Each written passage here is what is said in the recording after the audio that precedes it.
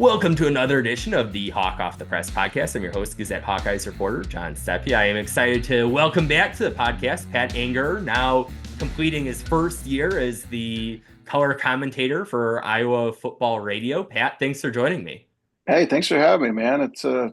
It seems like just yesterday we were talking about getting this gig, and now we're sitting here and we're, like you said, we're pretty close to spring ball already. It's wild, but yeah, thanks for having me, man.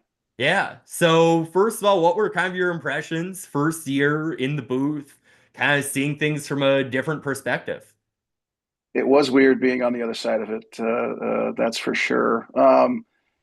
Yeah, I mean, the big thing for me, not from I knew it prior to, but just how good Gary Dolphin is, and just how amazing he is at his job. I felt like got more comfortable every week, and obviously there's a million things I need to improve on and get better with. But it was just fun being a part of it again. I hadn't been a part of it for a long time, and it was fun being around the game. And I was there for all the cool stuff, right? I was there for the games and the bowl game and stuff. Like I didn't have to go through the practice and all the meetings and all that stuff. It was super cool. And there were a couple times where you kind of had to pinch yourself, like, am I really doing this? Am I really a part of it? And I'm sure thankful and glad that I was.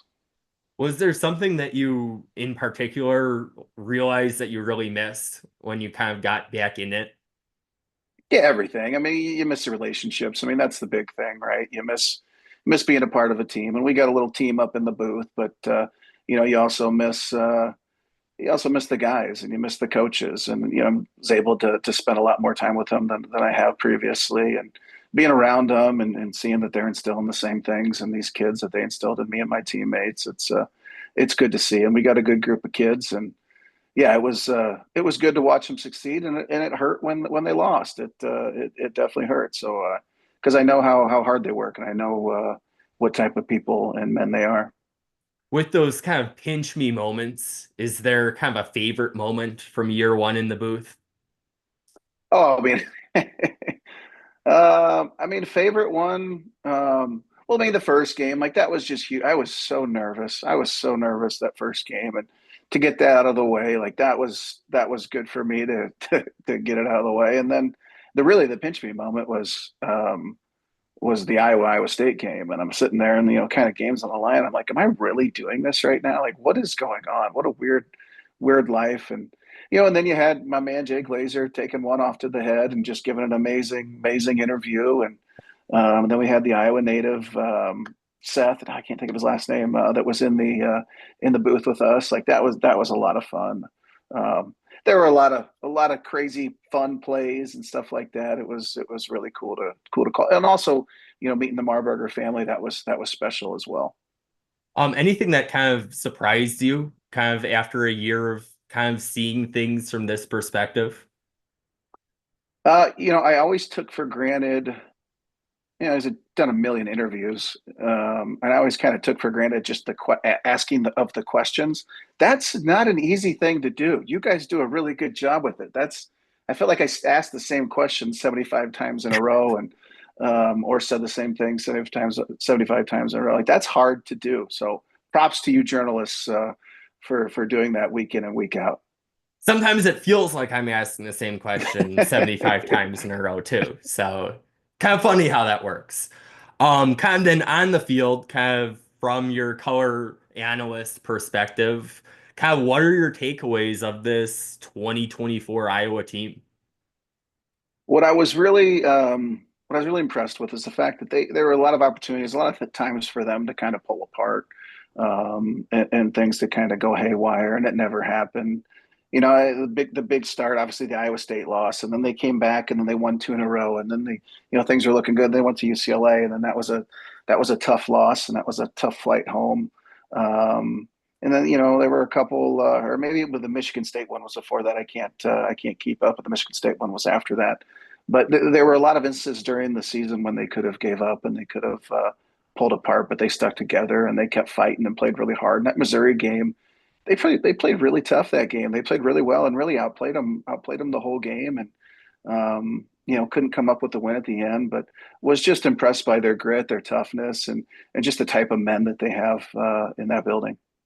Then kind of specifically going into defense, it seemed like, at times the secondary maybe wasn't what fans were expecting. Kind of what did you see in terms of that aspect of the season for the Hawkeyes?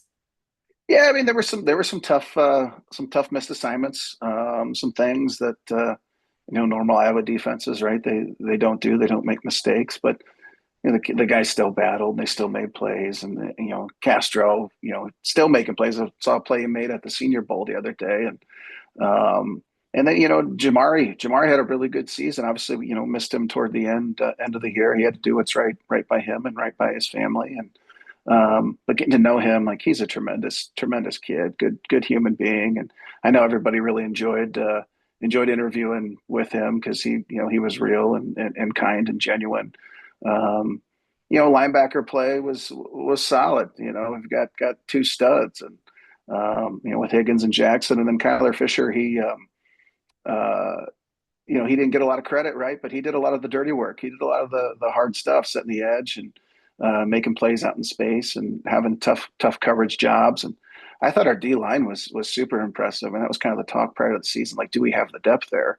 And you can name off every single one of them. They all made plays and did really well. And looking forward to some of those guys coming back. And it was tough seeing Deontay Craig, go because I would love to see him another year. I really felt like he was kind of coming into his own toward the end of the season, and just a good human being and good kid. And I hope he continues to have success on the football field.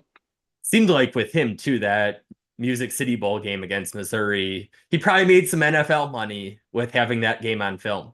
I hope so because he made some plays.